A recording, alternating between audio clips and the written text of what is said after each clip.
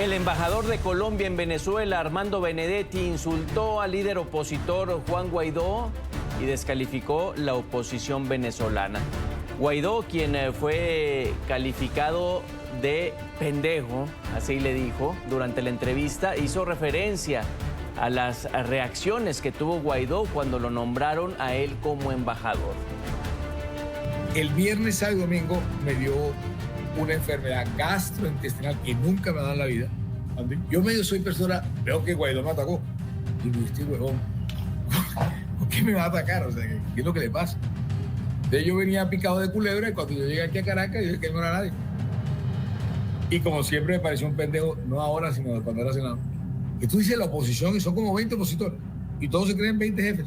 Yo estoy dispuesto a reunir con quien quiera siempre y cuando los dos lados estén de acuerdo que me reúne con los dos lados. Bueno, pasó muy poquito tiempo y el embajador Benedetti se disculpó ante la prensa por las palabras con las que se refirió a Juan Guaidó. Escuchemos.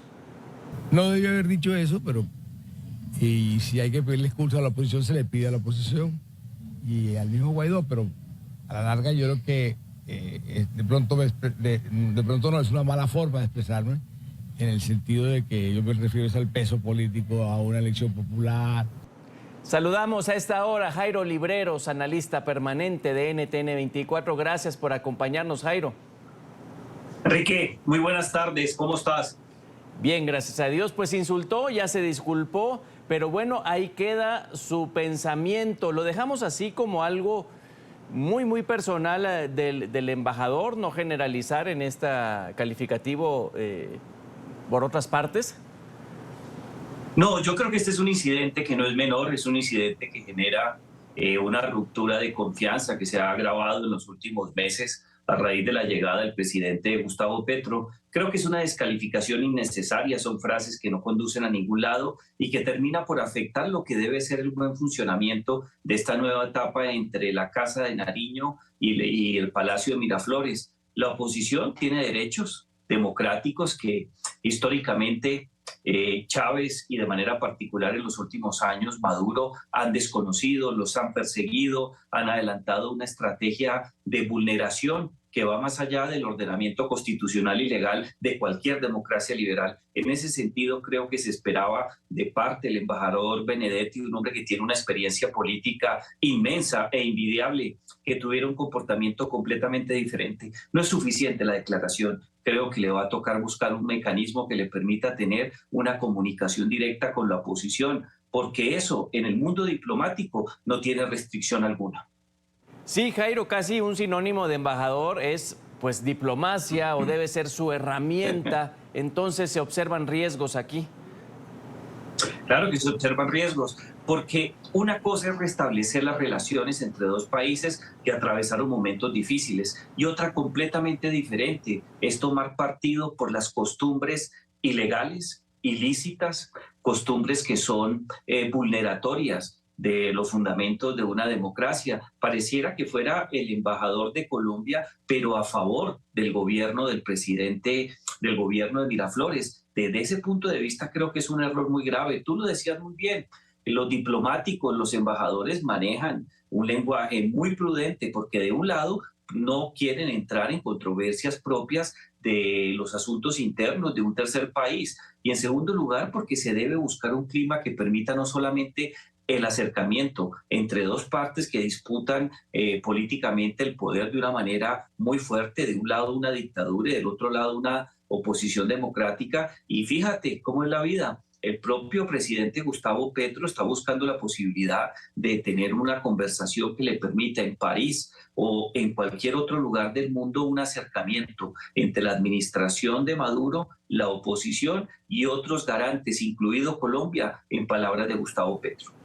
Sí, pues a lo mejor tira o da por el traste un poco esta visita que hace Petro a Miraflores y sí fue crítico y demás, pero de alguna manera lo legítimo le da por su lado, pero con un bien mayor y luego llega su embajador y como que las cosas ahora fueron en contra de Guaidó, pero pues si tiene este sentido impulsivo, pues puede ser un riesgo. ¿Quién regañó? ¿Quién le dio el jalón de orejas, Jairo?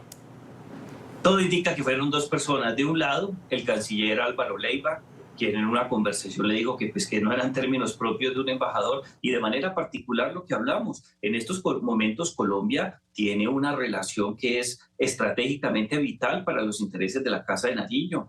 Venezuela, además de ser uno de los países garantes, muy seguramente va a ser país sede de las negociaciones con el ELN en un proceso que está a punto de arrancar. Ya hay negociadores del ELN, en los mentideros políticos se dice que tan pronto llegue de su gira el presidente Gustavo Petro, se van a conocer los nombres de las personas que van a representar al Estado colombiano en esa mesa de negociación. Desde ese punto de vista, es sensible tener una buena relación y hizo bien el canciller en llamarle la atención. También se dice que en una conversación que tuvo con Gustavo Petro, pues no es que le hayan jalado las orejas, pero sí le pidieron que tenía que tener un mayor nivel de compostura y tolerancia frente a la crítica.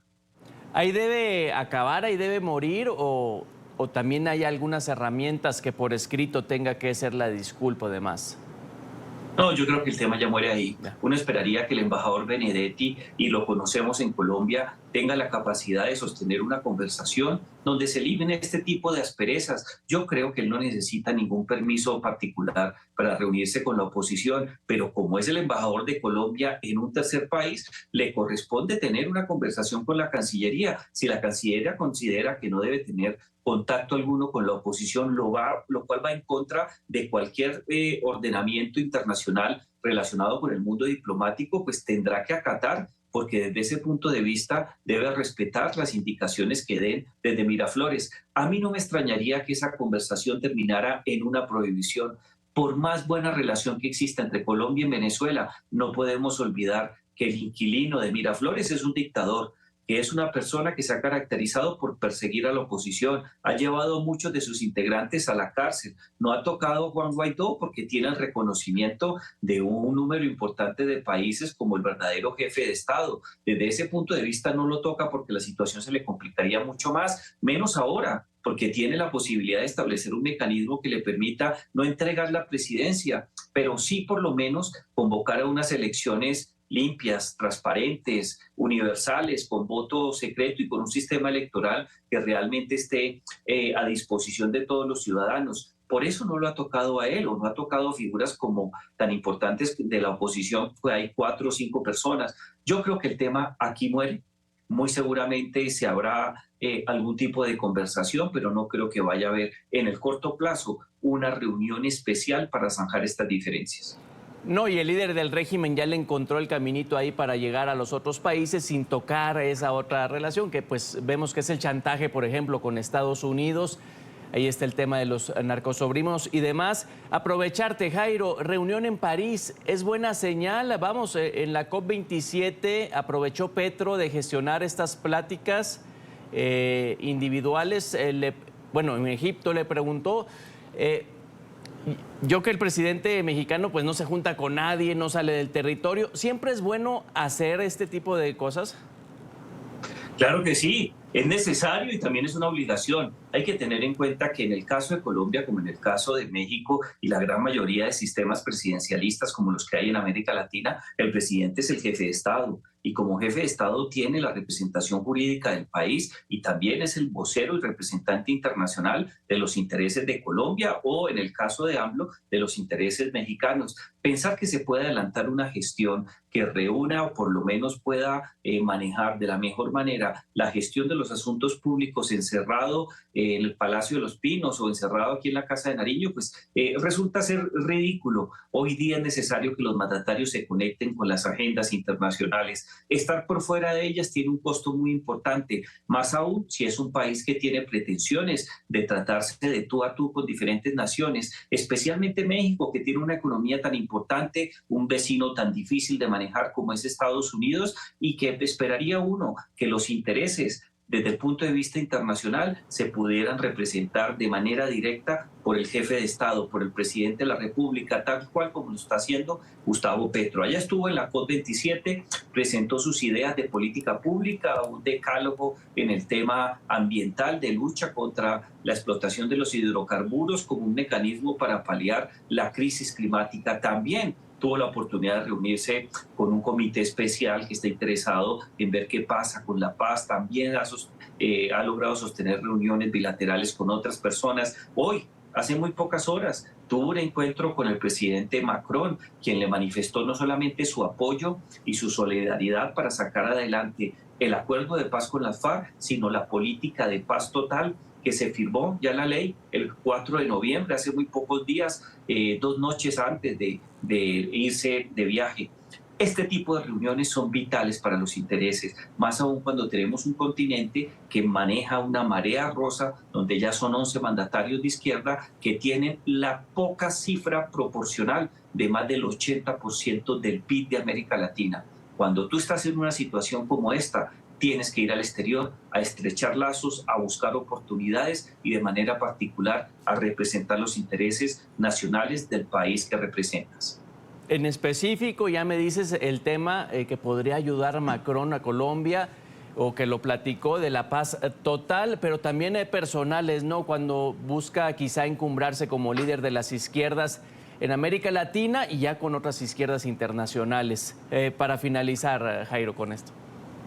Claro que sí. Muy seguramente, dicen algunas personas, en 3 semanas, en la reunión de jefes de mandatarios en Buenos Aires, el segundo viernes de diciembre, estamos a muy poco tiempo, 3 semanas, todo indicaría que Gustavo Petro, en representación de Colombia, asumiría la presidencia pro tempore de la CELAC. Ya hay un interés particular del presidente del gobierno español, Pedro Sánchez, de establecer un lazo especial entre la CELAC y la Unión Europea, porque España, en manos de Sánchez, asume la presidencia de la Unión Europea entre el mes de marzo y junio del próximo año. Muy seguramente va a tener esa oportunidad y creo que en estos momentos lo que hay que buscar es mecanismos que nos permitan mejorar la integración económica y política de las Américas y también una posición de mayor poder para negociar de mejor manera con otros bloques regionales.